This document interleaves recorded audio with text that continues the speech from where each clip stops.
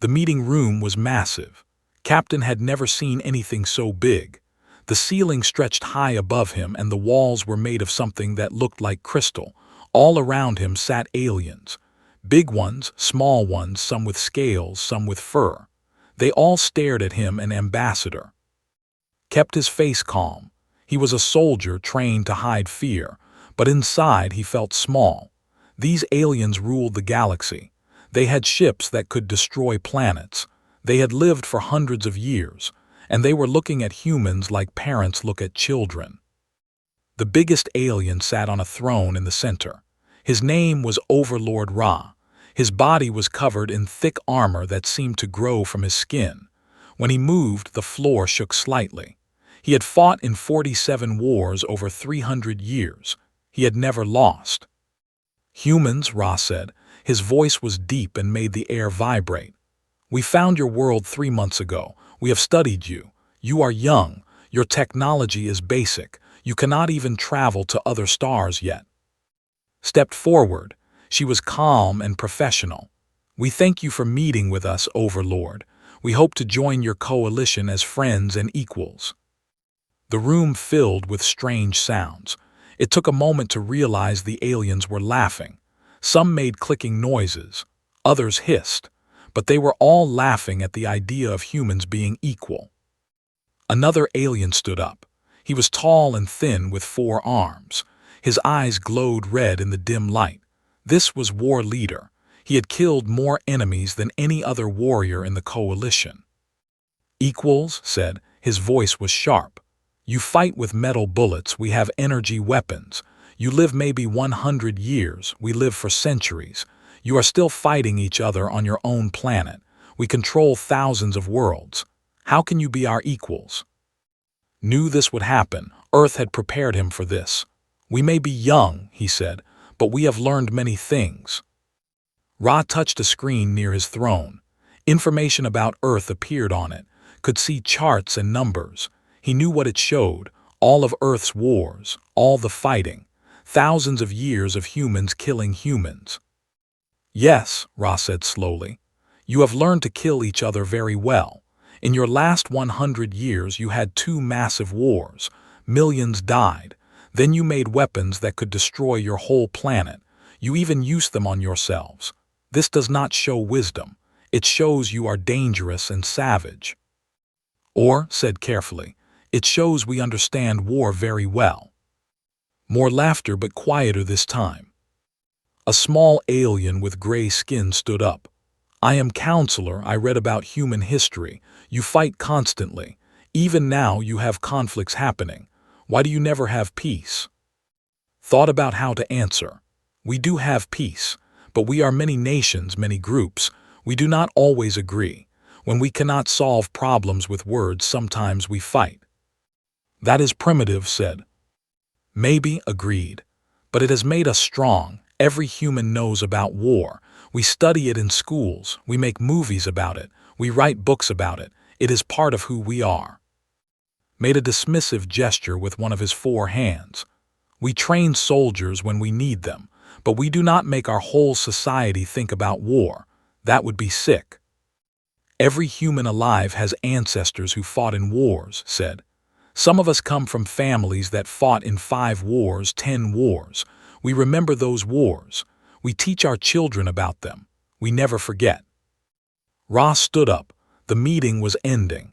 "Humans, you think your history of fighting makes you strong. It does not. It makes you broken. You cannot even unite your own planet. You need our help. We offer you protected status. You will give up your weapons. You will stop fighting. We will keep you safe." "What if we say no?" asked quietly. "Then you stay alone," Ra said. "No contact with coalition worlds. No trade. No technology. You will remain in your system until you understand we are trying to help you." Felt anger rise in his chest. This was not an offer. It was a demand. Submit or be isolated. "We need time to discuss this with our government," said. "You have 30 days, Ra replied. "Then you accept our protection or you stay alone forever. Choose carefully." The aliens left the chamber and walked back to their small ship in silence. Once inside, sat down heavily. "They will not negotiate," she said. "No," agreed. "They already decided. They think we are children who need to be controlled." "What do we tell Earth?" Pulled up a communication screen. "The truth. The coalition wants us to submit. If we refuse, they will isolate us, and if we try to resist, they will force us." Finished. Started typing a message to Earth. "I heard Ra talking to his commanders before we left. They are sending 50,000 soldiers, veterans. They will arrive in 2 weeks." Looked shocked. "They planned this from the beginning." "Yes, this meeting was just to see if we would give up without a fight. When we asked to be equals, they knew we would resist." The ship began moving away from the coalition station. Looked out at the stars. Somewhere in that darkness, a fleet was coming. Soldiers who had fought for hundreds of years. Warriors who had conquered entire worlds. They thought humans were weak. They looked at Earth's history and saw chaos.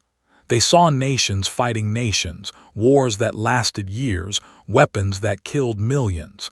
They thought it meant humans were broken. They did not understand.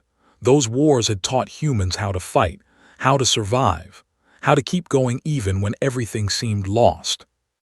Open the channel to Earth. "This is Captain. The coalition rejected our offer. They demand we submit to their protection. They are sending a military force to enforce this. I recommend we prepare all defenses." A voice answered immediately. "Understood, Captain. How much time?" 14 days, until their fleet reaches Mars. Maybe 24 hours after that before they make their final demand. "We will be ready." Hoped that was true. Earth had built defenses in secret. Ships, weapons, defense platforms, but they were untested, and the enemy had fought wars across the galaxy. But humans had fought too. They fought each other for 10,000 years. Every battle tactic, every strategy, every dirty trick had been tried. Humans knew war like the coalition could never understand. Was looking at the data on Ra, and "They have so much experience," she said. "They have experience fighting others," said.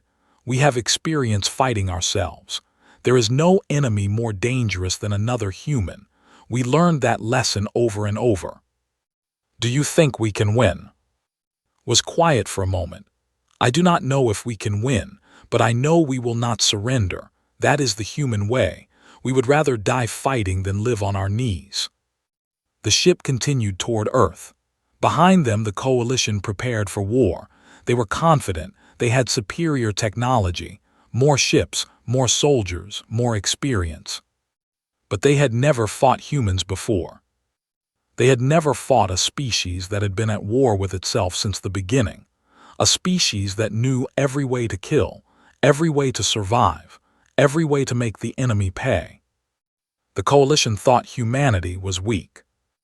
They were about to learn how wrong they were. Lieutenant Shin watched his screen as the coalition ships appeared. One by one, they came out of faster-than-light travel, 50 massive warships. Each one was 3 times bigger than the largest human vessel. They moved into position around Mars and stopped. Commanded Defense Platform Phobos 3. It was hidden inside the small moon, built in secret over the past 5 years. Around him, 200 soldiers sat at their stations. They were ready. They had trained for this moment. "All weapon systems armed," his officer reported. "Marines are in position, waiting for orders." "Good," said. "Now we wait." The wait was short. A message came from the coalition flagship. Every screen in the solar system showed the same thing: Overlord Ra's face. "Humans of Earth," Ra said, "your 30 days are over. You built weapons instead of accepting our protection. This was foolish. We are here to help you even if you do not want help. You have 24 hours. Power down all military systems. Accept coalition authority. If you refuse, we will take action." The message ended. Looked at his crew. Some were young, barely 20 years old. Others had gray hair and wrinkled faces. All of them had volunteered. "They think we will surrender," said. They do not know humans very well. Across the solar system, Commander Lee prepared her Marines. She had 5,000 soldiers spread across Luna Base, Mars Station, and hidden positions in the asteroid belt. Against 50,000 Coalition veterans, it was nothing. But she had a plan. Had fought in 3 wars on Earth. She knew what a small force could do against a larger one. You could not win in open battle, but you could make the enemy bleed. You could make them afraid. She opened a channel to all her Marines. Listen, they have better technology, better armor, more experience, but they have never fought us. They think we will be easy. Show them they are wrong. Make every shot count. Make every death cost them. We might not win, but we can make them remember us. On Earth, Captain sat in her interceptor. She commanded 50 small, fast ships. They were old compared to Coalition fighters, but they were quick and hard to hit, and each one carried nuclear weapons. "Ready to launch," said the control.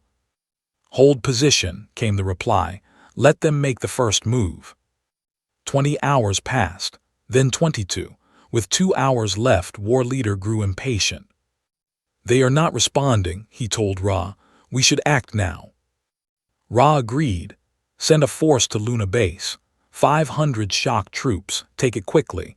Show them we are serious. Try not to kill too many. We want them to surrender, not become martyrs." Smiled, finally action. He would lead the assault himself. "I will have the base in 3 hours." He chose his best warriors, all veterans, all experienced in taking fortified positions. They had done this on a dozen worlds. Luna Base would be simple. They landed on the dark side of the moon. Their armor protected them from the vacuum. Their weapons could cut through steel like paper. They moved toward the base in perfect formation. Sergeant Nam watched them through his scope. He was hidden in a crater with 20 Marines. They wore basic pressure suits. They carried simple rifles and explosives. Compared to the Coalition troops, they looked like amateurs. "Hold," whispered into his radio. "Let them get closer." The Coalition troops reached the base entrance. They moved with confidence. They had done this many times before. The explosion threw them into the air. Some hit the ground and did not move. Others tried to retreat, had packed the entrance tunnel with mining explosives. When he pressed the button, the tunnel collapsed. 15 Coalition warriors died instantly. Fire screamed. His Marines opened up. Their bullets could not easily pierce Coalition armor, but they aimed for weak points, joints, visors, equipment packs. They aimed to slow and confuse. The Coalition troops fired back. Where their weapons hit, Marines died, but the humans kept shooting. Even wounded, they fired until they could not move. Organized his troops quickly. Into the base, take cover inside. They rushed through the broken entrance. Inside was a maze. Luna Base had been built over 50 years. Tunnels went everywhere, and in every tunnel humans waited. Private Han was 22. She had been a soldier for 2 years. She waited in a side tunnel with 5 other Marines. They had placed explosives along the ceiling. When Coalition troops passed below, they would collapse the tunnel. "Charges ready?" her sergeant asked. "Yes," said. She knew what this meant. The tunnel would collapse on the enemy. It would also collapse on her team. They would not survive. "Good," the sergeant said quietly. "It has been an honor serving with you." Understood. She thought about her family and soul. She hoped this would help them somehow. The Coalition troops entered the tunnel, 50 of them, moving fast. "Press the trigger."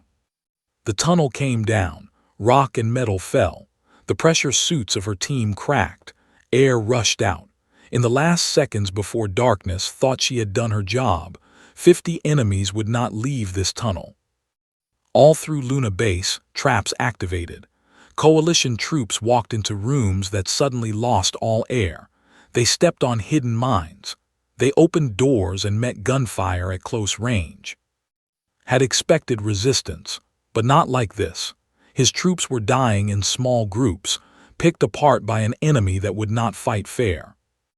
They fight like cowards, one of his officers said. They fight smart, corrected. They know they cannot win in open combat, so they use traps and ambushes. After 6 hours, coalition forces controlled most of Luna Base, but had lost 200 warriors, 200 veterans, dead. He found Sergeant in a sealed room. The human was badly wounded but still breathing. Entered alone. You fought well, said, but you lost. We have your base. Laughed, blood came from his mouth. You brought 500 soldiers, you lost 200. We had 300 defenders, almost all dead, but we killed 200 of you. So, said, Earth has 5 billion people. If every 300 of us kills 200 of you, how many coalition warriors will survive? Felt something cold in his chest.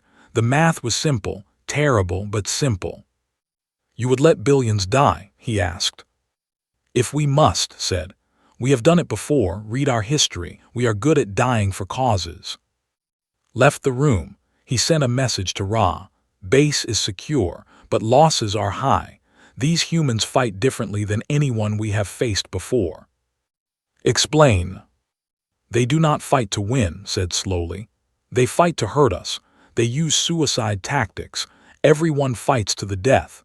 They value killing us more than staying alive. Ra was quiet for a moment. Understood, prepare for the next phase. We will show them real military power. On Earth, Admiral Park reviewed the data from Luna Base. The base was lost, but the defenders had done well, very well. They fight exactly as predicted, she told her staff. Professional, disciplined, powerful, but rigid. They follow patterns. We can use that. We lost Luna Base, an officer pointed out. We expected to, said, but we made them pay. 200 of their veterans for 300 of our people. That is a good exchange when they only have 50,000 and we have billions. She activated the emergency broadcast. All forces prepare for full invasion. They will not stop at Luna. They will come for Earth itself. When they come, we will be ready. Far from Earth, Captain Nam commanded a small frigate. She had 40 crew members and light weapons. Her ship could not hurt a coalition destroyer in a fair fight. But she was not planning a fair fight. Load the special package, she ordered. Her crew knew what that meant. The special package was the ship's reactor, modified to explode. They would ram an enemy ship and detonate. 40 humans would die, but they would take thousands of enemies with them. Package loaded, her weapons officer reported. Good, said. Now we wait for our moment. Across the solar system, humans prepared. They had fewer ships, worse weapons, less experience, but they had something the coalition did not expect.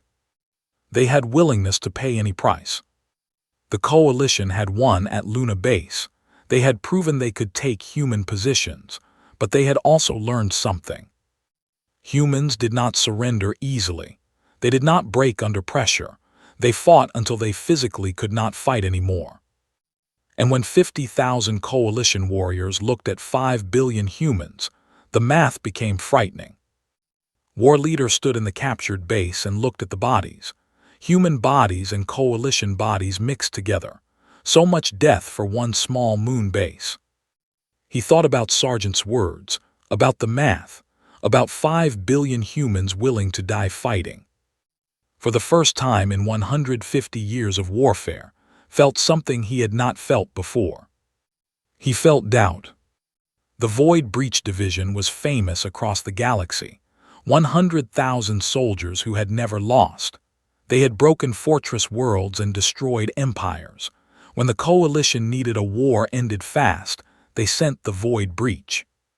Now they were coming to Earth. Major stood on a rooftop in Seoul and watched the sky burn. Hundreds of coalition dropships were landing. The noise was like thunder that never stopped. Buildings shook. Windows shattered. The invasion had begun. All units, said into his radio, execute defensive plan. Make them fight for every street. Seoul had changed over the past week. Every building was now a fortress. Every street had traps. The civilians had not left. 10 million people had chosen to stay and fight. Had tried to convince them to evacuate. They refused. "We did not run from our own armies in past wars," one old woman said. "We will not run from aliens." The coalition troops landed in the city center. They moved in perfect formation, weapons ready. They expected panic, chaos. Instead, they found empty streets, quiet buildings. Nothing moved. "Spread out," the coalition commander ordered. "Search the buildings, find the enemy." They did not need to search. The enemy found them. Corporal Song lay on the 15th floor of an office building. She had been a competitive shooter before joining the military. Now she used those skills for war. Her rifle was old but accurate. She could hit targets at 800 meters. She picked her first target, a coalition officer with different colored armor. She breathed slowly, squeezed the trigger, watched him fall. Before his soldiers could react, she was moving, running to a new position. She would fire again in 2 minutes from a different window. All across Seoul, similar attacks started. A sniper here, an explosion there. Coalition troops trying to move down a street found it blocked. When they turned back, mines exploded. When they took cover in buildings, the buildings collapsed. Private O was 19. He had been in the army for 8 months. Now he commanded 12 soldiers defending an apartment building. They had 200 bullets each, 4 rocket launchers, 20 grenades. Against them came 2,000 coalition veterans. "We cannot win," said a young woman in his squad. She was 18. "We do not need to win," said. "We just need to hurt them." The coalition troops surrounded the building. They called for surrender, answered by destroying their communication drone. "Stupid humans," the coalition commander said. "Level the building." But they could not level it easily. Squad had placed signal jammers. Guided missiles did not work. The coalition had to attack the old way, floor by floor. It took them 16 hours. Squad held the first floor for 3 hours. They had prepared well. Every window was a firing position. Every door had traps. When the coalition finally entered, half the squad fell back to the second floor.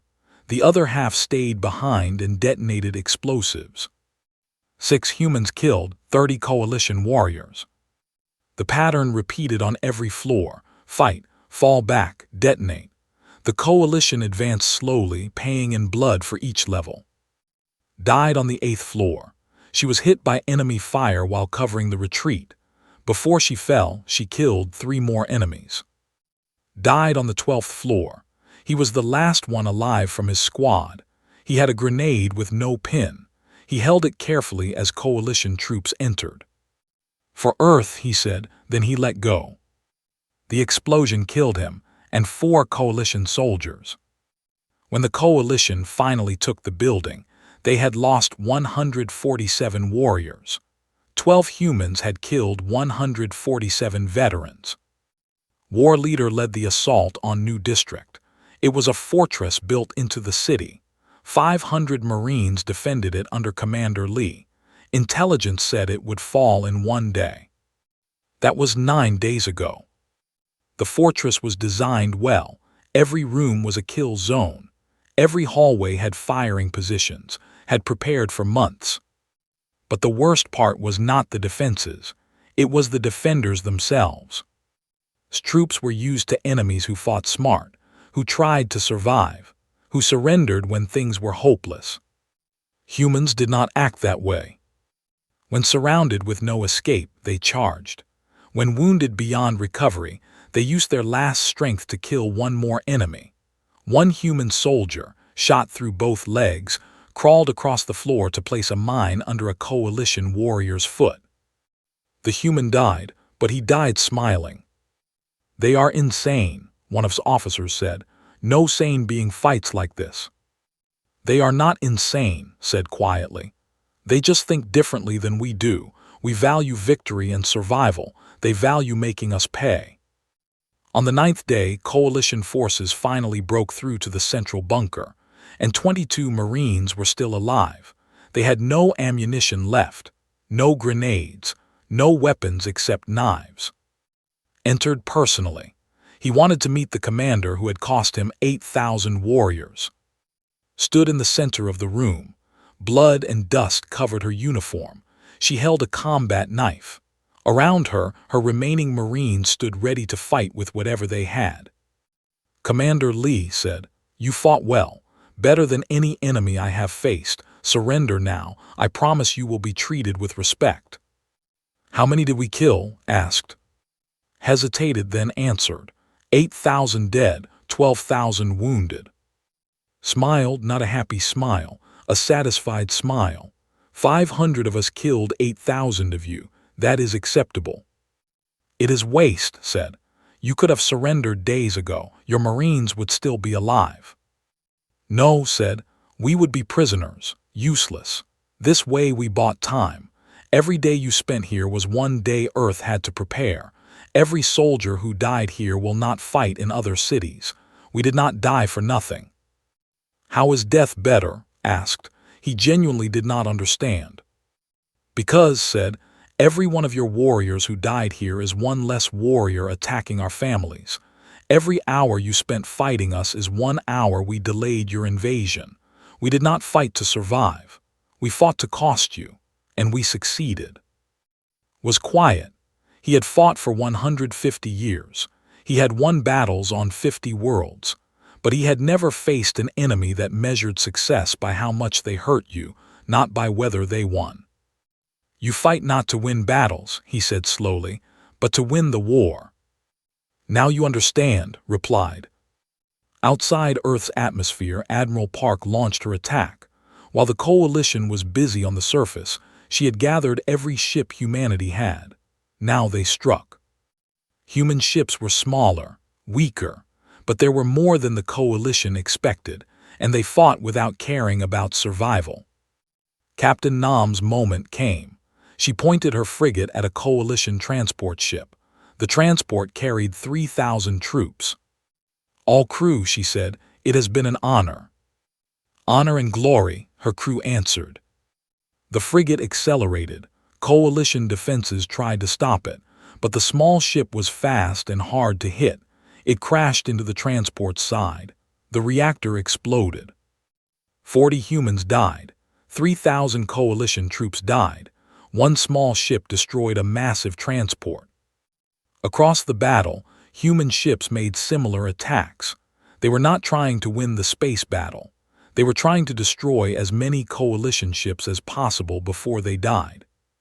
The cost was terrible. Admiral lost her entire fleet, 200 ships, 15,000 crew. But they destroyed 87 coalition ships. They damaged 200 more. They crippled a fleet 10 times their size. On the coalition flagship, Overlord Ra read the reports. The numbers were impossible to ignore. They had been fighting for 3 weeks. They had taken several cities. They had killed hundreds of millions of humans. But they had lost 30,000 troops, 30,000 veterans. Earth's casualties were much higher. 800 million civilians, 40 million soldiers, cities burned, infrastructure destroyed. But the humans were not breaking. They were getting more determined.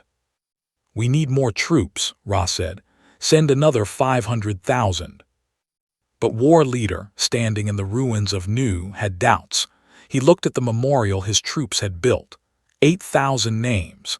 Killed by 500 humans who had nowhere to run. He thought about Commander's words, about fighting to cost the enemy, not to win. He thought about the math.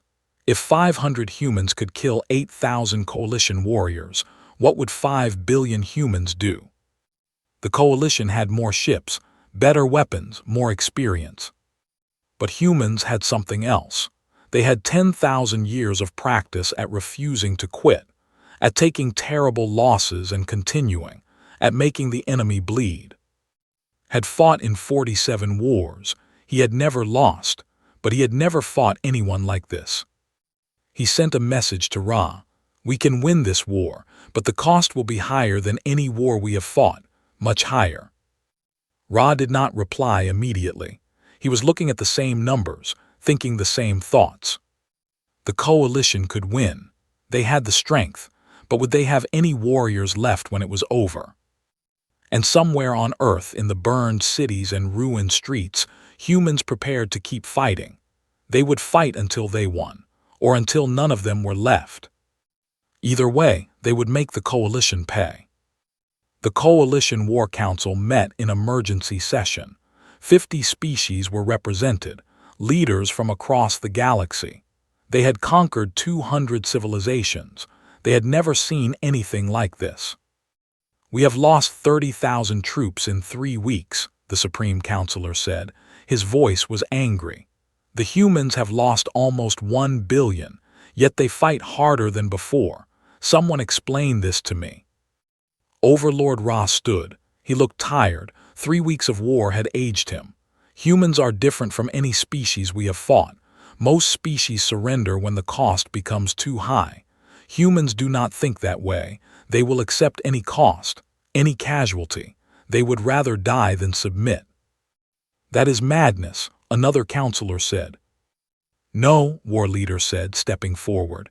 It is their nature. Most species evolved on peaceful worlds. They developed intelligence because their planets were safe. War is something they learned.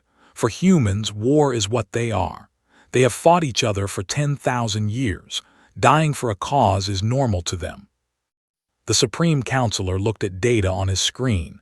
Then we send more troops. We send 500,000. We crush them completely. Ra wanted to argue. He wanted to say this was wrong, but he was a soldier. Soldiers obeyed orders. It will be done, he said. But something had changed in War Leader. After watching Commander smile when she learned how many coalition warriors had died, he started questioning everything. Why are we fighting this war? He asked his commanders later. To bring humans into the coalition, one answered. To civilize them. At what cost? Pressed. We have already lost 30,000 warriors, good warriors, veterans. If we lose 100,000, is it worth it? They are just one planet, another commander said. One planet that has shown us they will never stop fighting, replied. Never. While the coalition debated, General Bora prepared Earth's response. She was 55 years old. She had spent her life studying war. Now she would use everything she learned. The operation was called Enduring Spite. The name told the coalition exactly what to expect. We cannot win a normal war, Bora told her commanders. They have better everything, but they have never fought an enemy like us. We will hit them where they feel safe. We will make them afraid. The plan was simple. Small teams would infiltrate coalition positions. They would sabotage, kill, destroy. They would make every coalition soldier feel unsafe. Lieutenant led the first team, 12 soldiers, all volunteers. Their target was the coalition flagship's reactor. If they succeeded, they would kill thousands, including themselves. Everyone understands, asked his team. They nodded. They knew this was one way. Getting onto the flagship was surprisingly easy. Coalition ships had good defenses against other ships, but they never expected anyone to fly small pods directly at their hull and cut through. His team moved through the ship like shadows. They wore stolen uniforms. They said nothing. When they met patrols, they killed them silently and hid the bodies. 6 hours to reach the reactor level. The coalition knew intruders were aboard. Alarms were sounding, but they did not know where. Plant the charges, ordered, 10-minute timer. His second, a woman named, looked at him. We could try to escape. No escape pods would reach safety in 10 minutes, said, so we use the time differently. We hunt. They set the timer and moved through the ship, hunting coalition officers. Killed 3 before the reactor exploded. Killed 2. When the reactor went critical, the explosion destroyed the flagship. 5,000 coalition personnel died. 12 humans died with them. One small team had crippled a fleet. Similar attacks happened everywhere. Captain hijacked a coalition transport and crashed it into a command ship. Lieutenant Park's team destroyed an ammunition depot, killing 2,000 troops. Wherever the coalition looked, humans found ways to hurt them. But the worst attack was not military.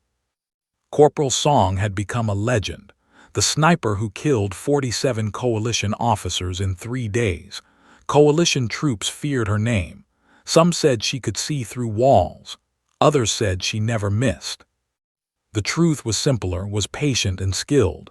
She took her time, she made every shot count. Her next target was important, very important. She was going to kill a coalition commander during peace talks. The coalition had requested a ceasefire. They wanted to discuss terms. Earth agreed. Both sides promised to respect the truce.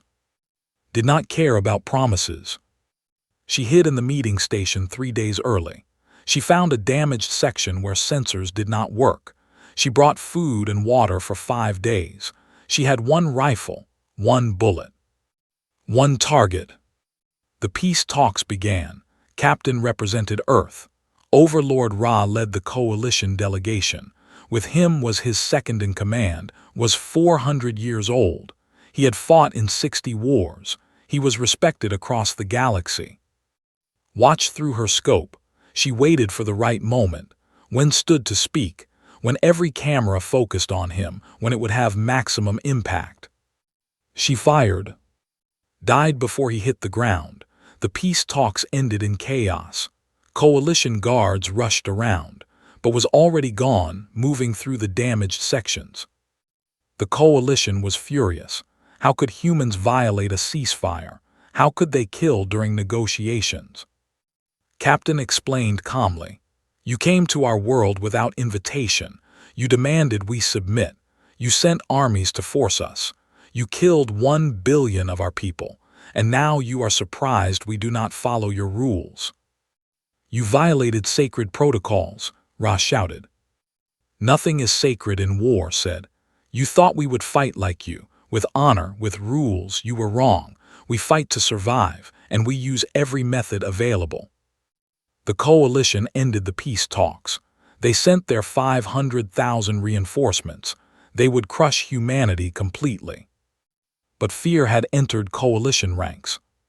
Major questioned a captured coalition soldier. The alien had been found hiding alone, separated from his unit. He should have been proud. Instead, he was broken. Why do you fight like this? The soldier asked. You cannot win, we have more everything. Why not surrender? Because we do not know how, said simply. What? Humans have fought for 10,000 years, explained. We fought each other with every weapon imaginable. We killed each other in millions. And we never stopped. We never surrendered. We learned that survival means making the enemy pay so much they quit fighting. The soldier stared. You are damaged, your whole species. No, said. We are experienced. You fought 47 wars in 300 years. We fought thousands of wars in 10,000 years. Every human is descended from survivors of countless conflicts. Fighting is in our blood. Near Jupiter, Admiral Park prepared for her last battle. She had 200 ships against 2,000. She would lose, but she would not lose cheaply. All ships, she broadcast, make every shot count, make every death matter. Show them what it costs to fight us. Her fleet attacked like cornered animals. They rammed. They used nuclear weapons at close range. They boarded enemy ships. They fought with desperation that shocked the coalition. Once flagship was boarded, she fought with her crew. She had been an admiral, but she started as a marine. She killed 3 coalition warriors before they overwhelmed her. As she died, she received a final message. Her fleet had destroyed 87 enemy ships, damaged 200 more. 200 human ships had died, but they had crippled a fleet 10 times larger. The math was terrifying to the coalition. War leader walked through a medical bay. Thousands of wounded warriors. They had been fighting for 6 weeks. The coalition had taken 3 major cities. They had destroyed most of Earth's space infrastructure. But they had lost 80,000 troops, 80,000 veterans. Earth had lost 2 billion people, cities were rubble, but 5 billion humans remained, and they showed no sign of stopping. Thought about conversations he had with dying humans. They all said similar things. They were buying time. They were costing the coalition blood. They were making the enemy pay. They fought not to win battles, but to win the war through sheer determination. "How long can they continue?" asked Ra. "Their economy is destroyed," Ra said. "Their cities are burning. Eventually they must break." "But when?" pressed. "After we kill 3 billion, 4 billion, all of them, and how many of our troops will we lose?" Ra had no answer. Because both of them knew the truth. Humans would fight until none were left. The question was whether the coalition could afford to kill them all. And slowly, terribly, both warriors began to realize something. The coalition could win, but the cost might destroy them too. The war had lasted 3 months. The numbers told a story that made the coalition uncomfortable. Coalition losses: 400,000 dead, 1,200,000 wounded, 150 ships destroyed, 8 senior commanders killed. Morale was falling. Human losses: 2,100,000,000 dead, 50 major cities destroyed, orbital defenses gone, economy collapsed. But 5 billion humans still lived, and they were still fighting. Overlord Ra sat alone in his command room. He read the same reports over and over.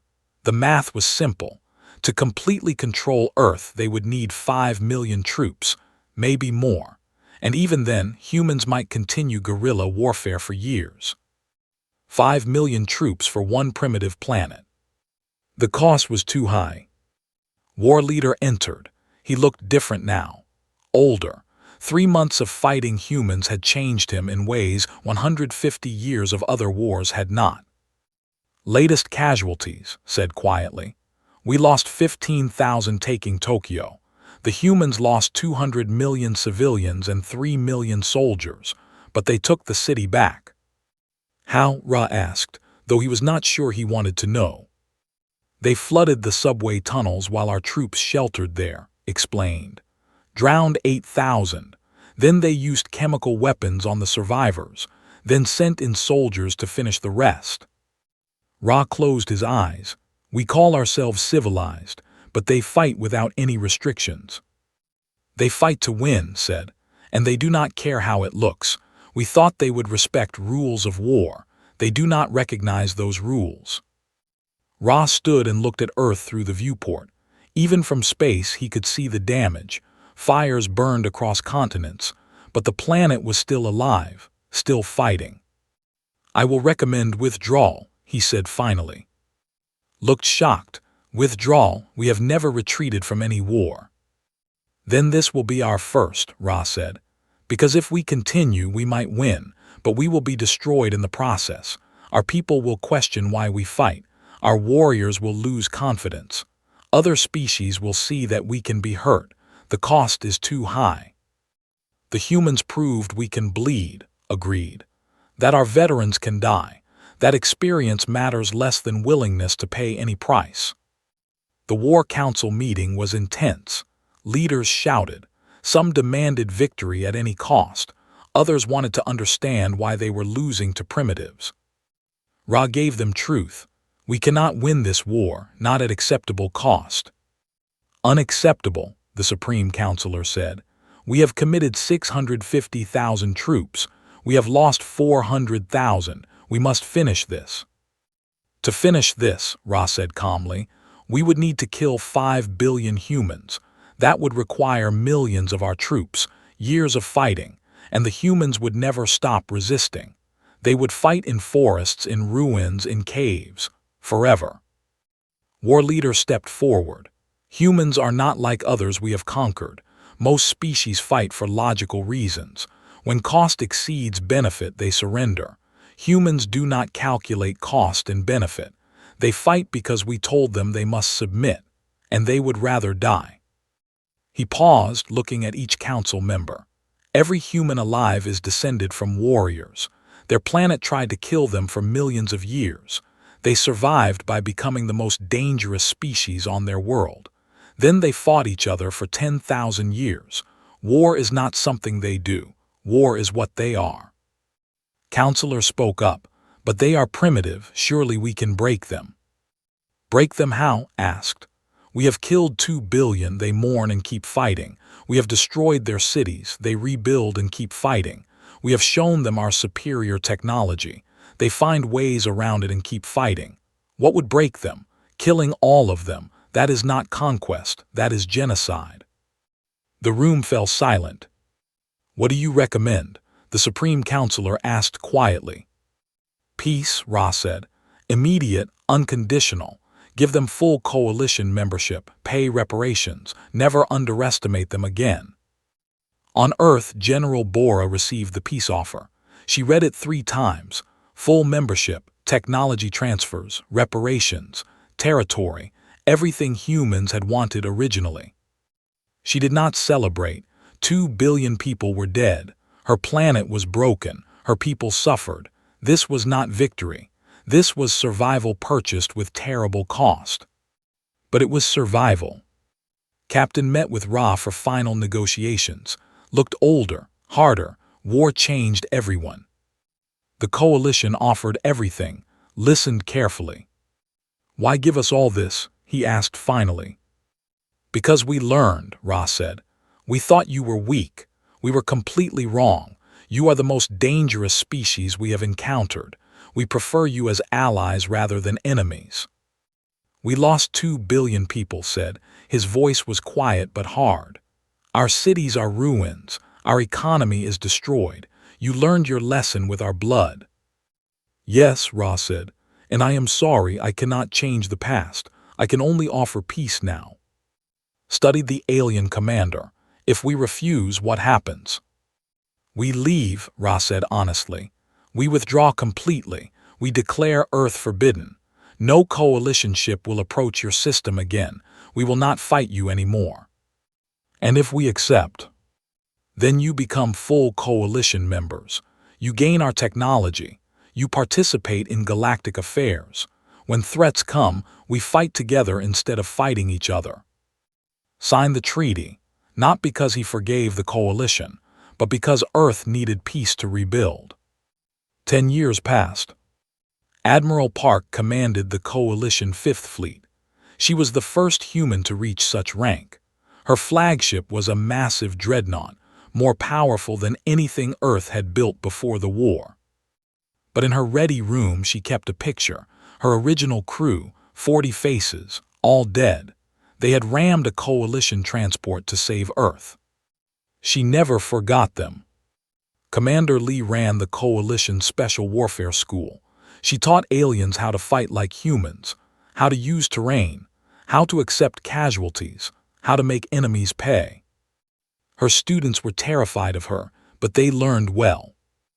Major served as ambassador to 47 worlds. He negotiated treaties and solved disputes. Other species respected him because they knew his history. He had defended Sol when it burned.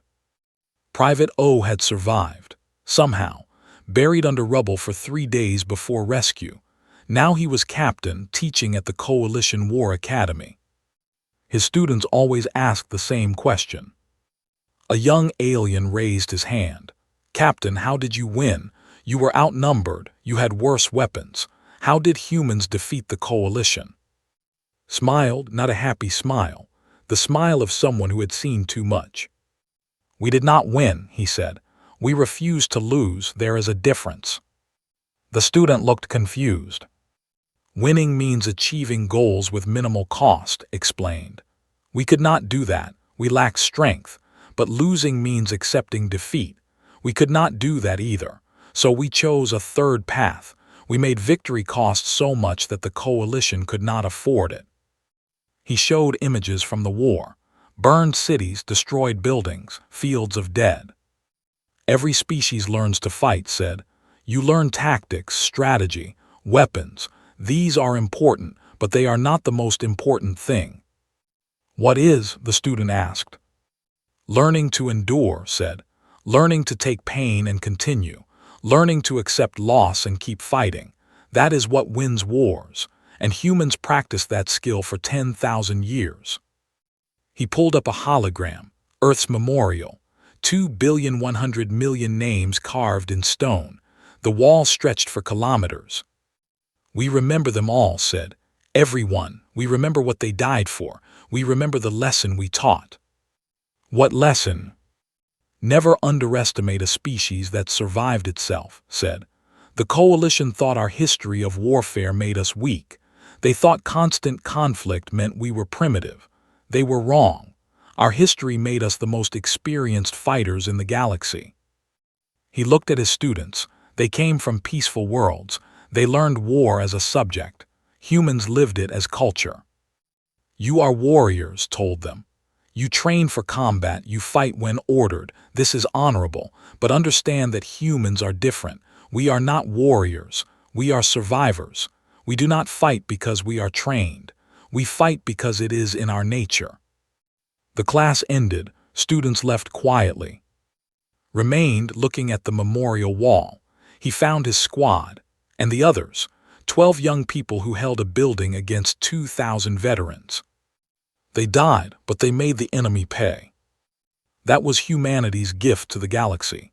Not superior technology, not better tactics, just the simple, terrible willingness to pay any price and make the enemy pay more. It made humans difficult in peace. They argued, they competed, they could not let go of old conflicts. But it made humans unstoppable in war, because 10,000 years of fighting themselves had taught them one lesson perfectly. Never give up, never surrender, make the enemy bleed for every victory. The Coalition had fought 47 wars in 300 years. They were experienced warriors. But humanity had fought thousands of wars in 10,000 years. Every human was descended from survivors of countless conflicts. War was not a skill they learned. It was encoded in their genes. The Coalition learned this lesson the hard way. 400,000 dead, 1,000,000 wounded, 150 ships destroyed. They would never forget. Touchd's name on the memorial. She had been 18, just a child, but she had fought like a veteran because every human was born knowing violence. "We remember," he said softly. "We always remember." In orbit above, human ships patrolled with Coalition vessels, former enemies working together. The war was over. But the galaxy had learned something important. If you fight humans, you might win, but the cost will be so high that winning feels like losing. And that was a lesson that would echo across the stars for generations. Never underestimate the species that spent 10,000 years learning to fight itself.